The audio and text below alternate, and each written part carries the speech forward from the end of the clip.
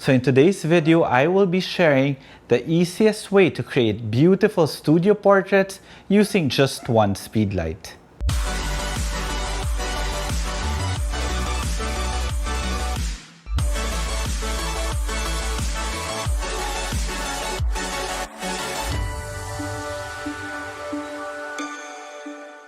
So hi everyone, this is Jiggie, a portrait and wedding photographer from the Philippines, and welcome to the channel. So before anything else, if you guys haven't subscribed to the channel and would want to learn more about off-camera flash photography or maybe just photography in general, then this channel is for you. So you might want to consider subscribing, and while you're at it, click that notification bell so that you get notified every time I upload a new video. And if you want to see more of my images, you could always find me on Instagram.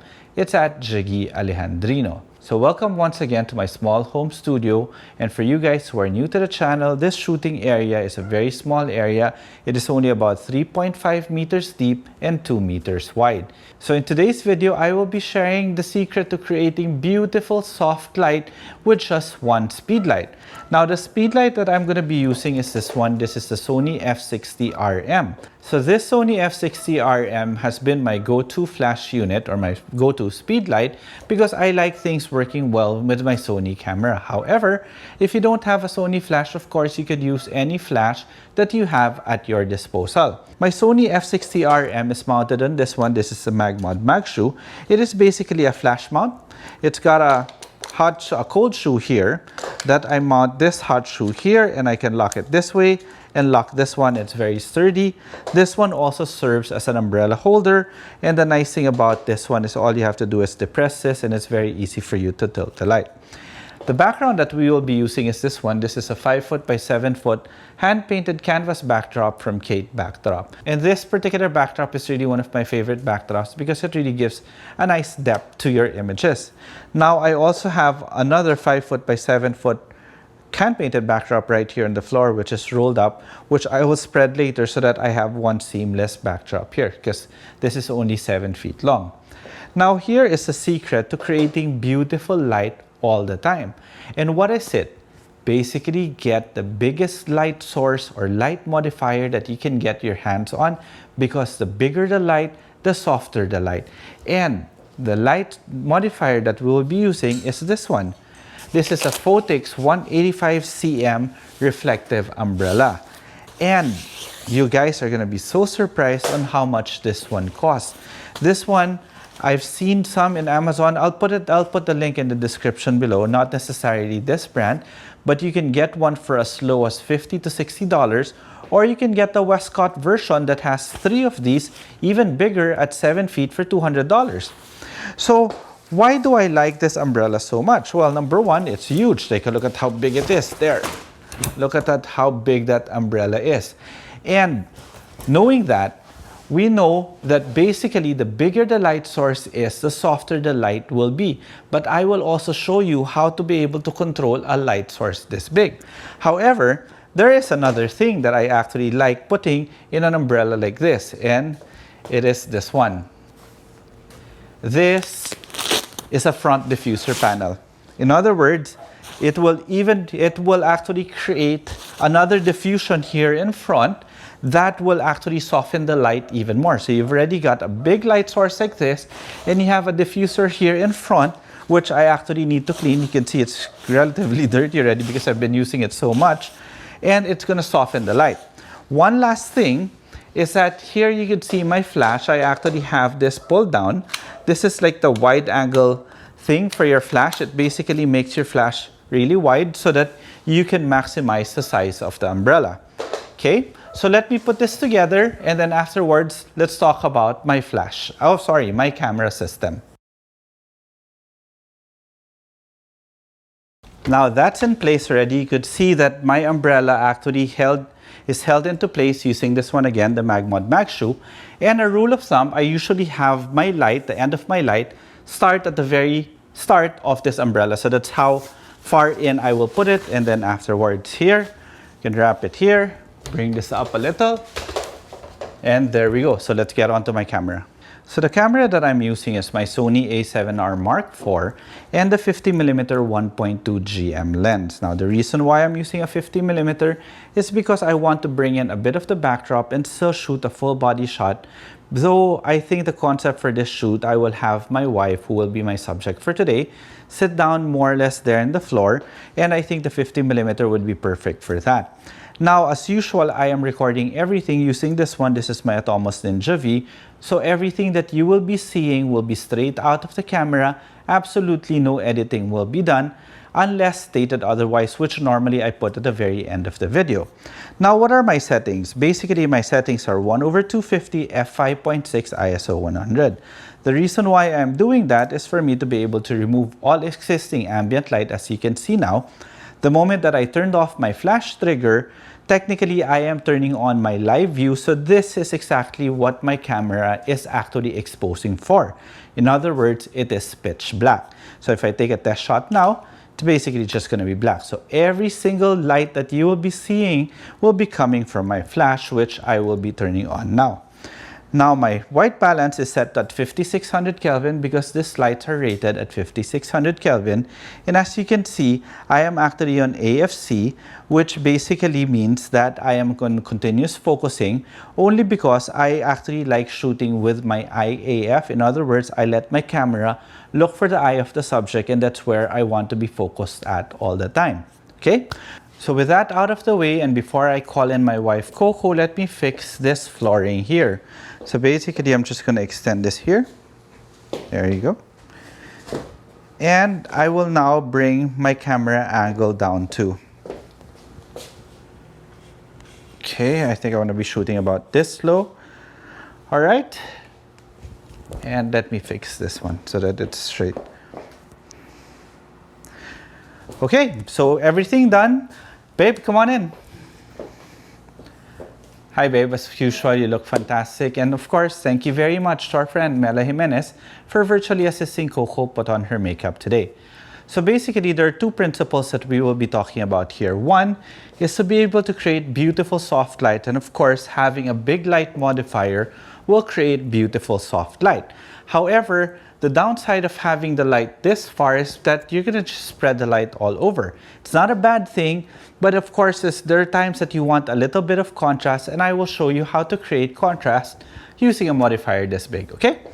All right, so let's start shooting, babe. So Coco right now will be sitting on the floor. Now, this light that you are seeing now is not the actual representation of exposure. As I explained earlier, basically, this is the actual exposure, which is pitch black. So everything that you're going to be seeing now will be coming from my flash. All right. Beautiful. There we go. Beautiful soft light coming from just one speed light and a big modifier. So let's do a few more. Do you mind moving here a bit? There, perfect. All right. Very nice. I like it. Maybe I'll move it in a bit closer. There. Very nice, babe. Beautiful, beautiful soft light. Oh, by the way, if you guys are wondering what my flash power is, my flash power is full power. You can see it here now. Full power. And my high-speed sync is turned off. Let's do a few more shots, babe. Love it. Can you put your hand this way, your right hand? Your right hand. Yes, yes, that's it. That's perfect. Okay, then maybe a bit of a smiling photo. Everyone's been looking for a smiling photo from you. Just smile. Very nice. So as you can see, you're really getting really nice soft light. However, you're lacking a bit of contrast. Now, contrast we can get just by merely putting the light closer, which inherently will give you even softer light. But the closer the light is to the subject, the more contrast you're going to get. And of course, the closer the light is to the subject too, the stronger the light will be. Therefore, we will need to lower down our power. Right now it's at 1/2. I'll bring it down to about 1/4. Okay, now let's take one shot. There. Now you could see you're getting more contrast.